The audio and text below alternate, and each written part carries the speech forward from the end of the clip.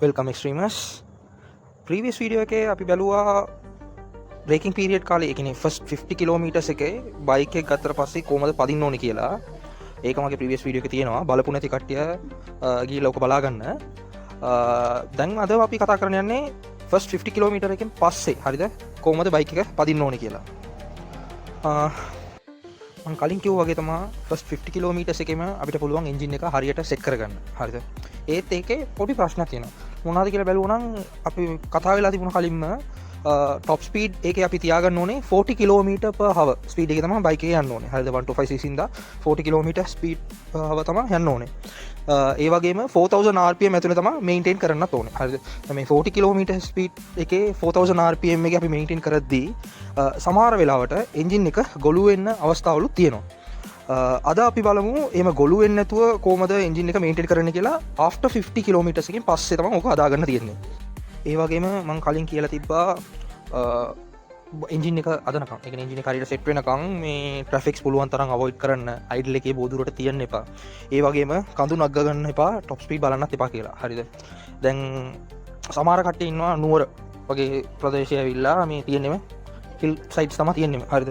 දැන් හිල් රෝඩ්ස් තියදී ඇවිල්ලා කොහොමත් අපිට ඔය වගේ යන්න සිද්ධ වෙනවා. කරන්න දෙයක් නැහැ. මේගොල්ලන්ට නම් මොකුත් කරගන්න විදියක් නැහැ. හරිද? හැබැයි අපිට පුළුවන් පළවෙනි කිලෝමීටර් 50ක් විතරක් ඕකේ ඉඳන් ප්‍රිවෙන්ට් කරගන්න. ඒ කියන්නේ ෆස්ට් 50 කිලෝමීටර්ස් විතරක් ට්‍රැෆික් එකේ යව් වෙන්නේ නැතුව, ඒ වගේම මේ කඳුත් නග්ග ගන්න නැතුව බලාගත්තා නම් අපිට පුළුවන් ඒ ප්‍රශ්න විසඳ ගන්න. හරිද? එහෙම නැතුව දැන් අන්තිමට දැන් අපි ෆස්ට් එකේම අපි ඒක හරියට හැන්ඩල් කරේ නැත්නම් ඔතනදී වෙන්නේ සමහර වෙලාවට සමහර කට්ටියගේ බයික් එක කඳු නග්ග ගන්න බැරි වෙන්න පුළුවන්. ඊට පස්සේ පිකප් මදි වෙන්න පුළුවන්, තෙල් ප්‍රශ්න ඇති වෙන්න පුළුවන්, වෙන මොන හරි එන්ජින් ඉෂුස් ඇති වෙන්නත් පුළුවන්. දැන් අදිස්සි වෙලා අපි කඳු නග්ගලා මේ එන්ජින් එකට ස්ට්‍රෙස් වැඩියෙන් දෙද්දි. හරිද? දැන් ওই වගේ කාරණා හින්දා තමයි කියන්නේ උපරිම ෆස්ට් කිලෝමීටර් 50 ඇතුළේදී අයිඩල් හිල් රෝඩ්ස් ඒ වගේම ට්‍රැෆික් එක අවොයිඩ් කරගන්න. හරිද? කලින් මම මේක කියන්න ඕන කියලා හිටියේ. හරි. දැන් අපි බලමු කොහොමද අපි after 50 කිලෝමීටර්ස් දුවන්නේ කියලා. කලින් ක්ලච් බැලන්ස් එකේ බයික් එක රිලීස් කරන්න. හරිද? ඒක ඔටෝ මූව් වෙනවා. මූව් වෙද්දී টොප් ස්පීඩ් එක 6 or 7 km/h ස්පීඩ් එකේ යයි. ඕම තියෙද්දී ලාවට ඇක්සලරේට් කරන්න. ජෙන්ටල් ඇක්සලරේට් කරන්න, රෂ් කරන්න එපා. ජෙන්ටල් ඇක්සලරේට් කරන්න. හරිද? ෆස්ට් රූල් එක තමයි මේකේ කරන්න ඕන ප්‍රධානම දේ ඇවිල්ලා එම 4000 rpm එක මීට් අප් වෙද්දී ඇවිල්ලා ගියර් එක චේන්ජ් කරන්න. හරිද? එක්සැම්පල් ෆස්ට් ගියර් එකේ 4000 rpm රීච් වුණ ගමන් සෙකන්ඩ් ගියර් එක දැම්මා. හරිද? සෙකන්ඩ් එකේ 4000 rpm රීච් වුණ ගමන් තර්ඩ් ගියර් එක දැම්මා. හරිද? ඒ වගේම තර්ඩ් එකේ 4000 rpm රීච් වුණ ගමන් ෆෝර්ත් ගියර් එක දැම්මා. හරිද? උපරිම යන්න පුළුවන් ගියර් ස්ටයිල් මේකේ 4. හරිද? හතරවෙනි ගියර් එක වෙනකන් යන්න. එතනින් එයා යන්න එපා. ඒ කියන්නේ 50 කිලෝමීටර්ස් එකකින් උඩ ඇවිල්ලා එතනින් එයාට ඇවිල්ලා දැනට යන්න එපා. හරිද? ඊට පස්සේ තව පොඩ්ඩක් අපි වෙහිකල් එක පැද්දලා පස්සේ අපි මේ 40 ඒ කියන්නේ টොප් ස්පීඩ් එක මෙච්චර කළා අපි 40 නේ ගියේ. හරිද? 45 ගියොත් හරි ගැටලුවක් නැහැ. හරිද? ඒ කියන්නේ මම කියන්නේ ෆස්ට් සර්විස් එකෙන් මම කියන්නේ පොඩ්ඩක් ඔරොත්තු දෙන්න ඕනේ එන්ජින් උත් ඒකට. ලෑස්ති වෙන්න ඕනේ එන්ජින් එක. හරිද? ඒම මීට වෙදි කිසි කොහොමත් මැනුෆැක්චර් කරද්දී ඕකේ ඇතුලේ තියෙන හැම කම්පාර්ට්මන්ට්ස්ම හැම කම්පෝනන්ට්ස්ම තියෙන්නේ කොහොමත් ෆිට් ඇන්ඩ් ටයිට් එකට තමයි තියෙන්නේ. හරිද? දැන් අර එම ෆිට් ඇන්ඩ් ටයිට් එකට තියේදී ඇවිල්ලා අපි කලින් එලා බ්‍රේකින් පීරියඩ් එකේ මම කිව්වනේ 40 කිලෝමීටර් ස්පීඩ් එකේ අපි නෝමලි ජෙන්ටලි රයිඩ් කරන විදිය අනික මේ throttle කරන එකයි ෂට් කරන එකයි අන්න ඒ වගේ ඔක්කොම කතා කරන්නේ. රෙව් ඇන්ඩ් ෂට් එක කියන ඔක්කොම කතා වුණා. හරිද? දැන් ওই වගේ වැඩවල ඔක්කොම කරද්දී ඇවිල්ලා පොඩ ගාලා ඇතුලේ තියෙන කම්පෝනන්ට්ස් ටික පොඩ ගෙවෙනවා. හරිද? ඒක ගෙවුණාට පස්සේ ඒ ඇතුලේ තියෙන කම්පෝනන්ට්ස් ටික ඔක්කොම ඇවිල්ලා ඒ අපිට යන්න ඕන විදියට ඇඩ චේන්ජ් එකක් වෙනවා උතන. හරිද?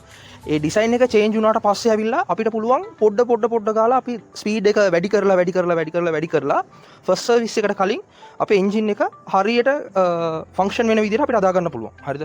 මේක තමයි ෆස්ට් සර්විස් එකේ අපිට තියෙන මේන් ගෝල් එකම. හරිද? ඒ කියන්නේ ඇතුලේ තියෙන යකඩ ටික ඔක්කොම අපිට ඕන කරන විදිය ස්ට්‍රක්චර් කරගන්න එක දේ තමයි මෙතනදී අපි කරන්නේ. හරිද? දැන් අර ඒ ස්ට්‍රක්චර් එක වුණාට පස්සේ අපිට කිසි ගැටලුවක් නැහැ. ඊට පස්සේ අපිට පුළුවන් ඕන විදිහට පැද ගන්න.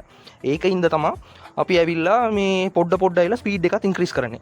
දැන් අපි එක්සැම්පල් එකකට ගන්න ගියොත් අපි නිකන් හිතමු මොනාරි දෙයක් ඇවිල්ලා කියන්නේ හොඳ බර දෙයක් ඇවිල්ලා මේ හොඳ පට්ට බර ගලක් තියෙනවා. හරිද?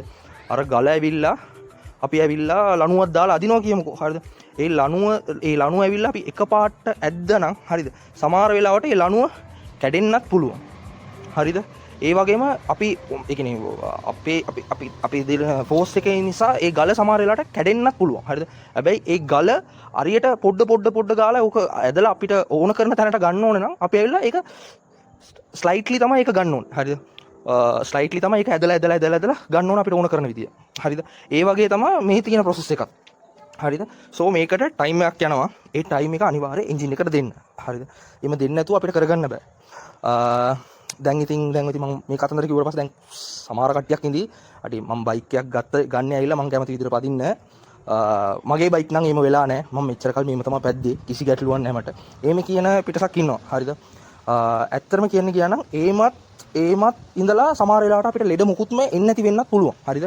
හැබැයි ඒක හැමතිස්සෙම වෙන්න බෑ. හරිද? දැන් ඒකේ ෆුල් කතන්දරේ තියෙන ඇවිල්ලා මැනුෆැක්චර් එකේ තමයි තියෙන්නේ. දැන් ඉන්දියාවේ තමයි අපි මැනුෆැක්චර්ස්ලා ඉන්නේ. හරිද? දැන් ඉන්දියාවේ මැනුෆැක්චරින් කරන එන්ජිම තමයි අපිට හම්බෙන්නේ. දැන් අර එන්ජිම ඇවිල්ලා දැන් කියමුකෝ මේ එන්ජින් 10ක් හදනවා කියලා. හරිද? ඒ 10කින් එන්ජින් 6ක් සුපිරියටම හදලා ඇති. හරිද? මැනුෆැක්චර් ඇවිල්ලා හොඳටම හදලා ඇති. ඒකින්ද කිසි ප්‍රශ්නයක් එන්නේ නැති වෙන්න පුළුවන් පදින එක්කෙනාට. හරිද? ඒකේ තව 3ක් ඇති. මොනාරි අඩුපාඩුවක් තියෙන ඒවා. සමහරට අර මේ අරියට ෆිටින්ග්ස් ඔක්කොම අරියටම තියෙන ඒවා තියෙන එන්ජින්ස් උත් තියෙයි. හරිද? අන්න ඒ වගේ එන්ජින් ඇවිල්ලා අපි කොහොමත් පදින්න තමයි පදන් වෙන්නේ. හරිද? ඒ වගේම සමහර වෙලාවට එකම එක එන්ජිමක් ඇති. ඒ 10කින් තියෙන එකම එක එන්ජිම ඇවිල්ලා මොනාරි මැනුෆැක්චර් එකේ ඇවිල්ලා අරියට අදපු නැති ඉඳලා ෆෝල්ට් එක වෙන්න එන්ජිමක් තියෙයි. හරිද? දැන් අර ෆෝල්ට් එන එන්ජිම තියෙනවනේ. දැන් අර ෆෝල්ට් එන එන්ජිම ඇවිල්ලා අපි එකපාරට දැන් මේ වගේ සෙල්ලම් දාද්දී එකපාරට ඒ එන්ජින් එකේ මොනාරි ඉෂුස් එන්න පුළුවන්. මම දැන් මෙතන මේ ඉන්ෆර්මේෂන් එක ඔයගලන්ට දෙන්නේ ඒ 10 දෙනාගෙන් 9 දෙනෙක්ට විතරක් නෙමෙයි අන්තිමට එන්ජිමේ ඉෂු මැනුෆැක්චර් ඉෂු ඉඳලා පාඩු වෙන කොල්ලෙක් ඉන්නවනේ උතනදී. ඒ පාඩු වෙන කොල්ල ඇවිල්ලා කවුරුමත් වෙන්න පුළුවන්. කාටද දන්නේ බ්‍රේකින් පීරියඩ් එක අරියටම කරපු එක්කෙනෙක් වුණොත් හරි ඒ පුරියට මාට්ටු වෙන්න පුළුවන්. හරිද? හැබැයි එතන තමයි ඒගොල්ලන් 70000 කිලෝමීටර්ස් අපිට ලබා දීලා තියෙන්නේ. ඒකින්ද අපිට ඕක ලොකු ප්‍රශ්නයක් ඇති වෙන එකක් නැහැ. හරිද? ඒත් නිකමට හරි අපි කරපු මොනාරි පොඩි වැරද්දක්ින්ද හරිද මැනුෆැක්චරින් එකේ පොඩි ග්ලිච් එකක් තියලා අපිත් මොනාරි ඉෂුව එකක් වෙලා ඒකින්ද by chance only 1% හරිද 70000 කිලෝමීටර් එකකින් උඩ ඒ එන්ජින් එකට අපි කරපු වැඩින්ද තමයි කේස් එකක් ඇති වෙලා තියෙනවා නම් නැත්තම් මෙච්චර කල් කේස් එක තියලා තිබිලත් අපිට ඕක ගැන දන්නේ නැහැ. මේ මෙකැනික්ස් ගාව බලද්දිත් ඒගොල්ලන්ටත් එච්චර සෝට් අවුට් වෙලා නැහැ. එහෙම තේරිලා මොකුත් නැහැ ඉෂුව එකක් තියෙනවා කියලා. හැබැයි 70000 කිලෝමීටර්ස් එකෙන් පස්සේ මොනාරි ඉෂුව එකක් ඇති වෙලා එන්ජින් අරලා බලද්දි තමයි ওই ඉෂුව එක අපිට දැනගන්න පුළුවන් රෙක්ටිෆයි කරගන්න පුළුවන් දේ වුණා නම් අන්න උතනදී තමයි ප්‍රශ්නේ එන්නේ. ඒකින්ද තමයි මම කියන්නේ බ්‍රේකින් පීරියඩ් කාලෙත් පරිස්සමෙන් ඉන්න. බ්‍රේකින් පීරියඩ් එකෙන් පස්සෙන් උත් පොඩ්ඩක් පරිස්සමෙන් ඉන්න. සෝ මම කිව්වා වගේ අර ගොළු වෙන සබ්ජෙක්ට් එක ටැකල් කරන්න තමයි අර 4000 rpm එක මීට් අප් කරලා ගියර් එක චේන්ජ් කරද්දී ඔය වෙනස හරියට අපිට කරගන්න පුළුවන්. හරිද? සෝ මේ ඉෂු ඉඳලා එන්ජින් එකේ තියෙන මේ රෙව් එකත් පොඩ්ඩක් වැඩි වෙනවා. ඒකින්ද ගොළු වෙන්න ක්‍රම මේ විදිය ඇවිල්ලා අඩු වෙයි. හරිද?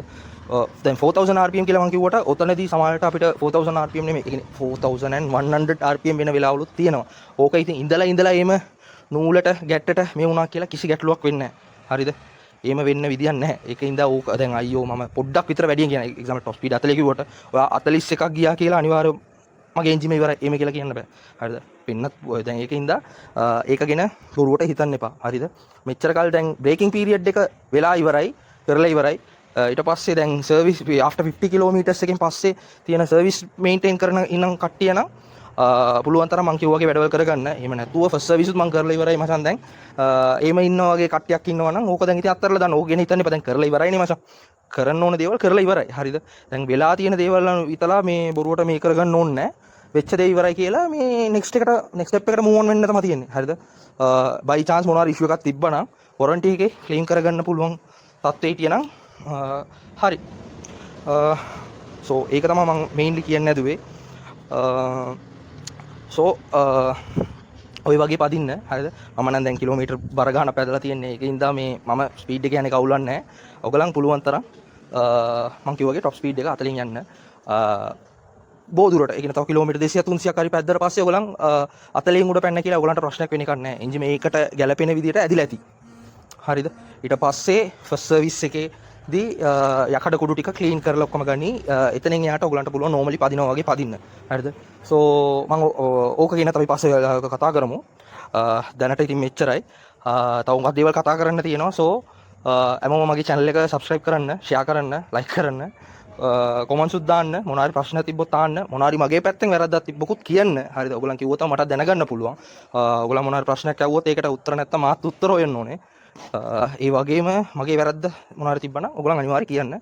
මාත් අදා ගන්න. ඒ වගේම අපේ ගෲප් එකක් තියෙන එක්ස්ට්‍රීමස් කියලා.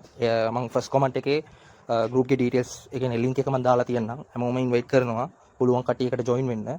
හොඳ තවත් හොඳ හෙල්ති ඩිස්කෂන්ස් එකේ ගෙනියමු. අදට මෙච්චරයි. So we'll see you again.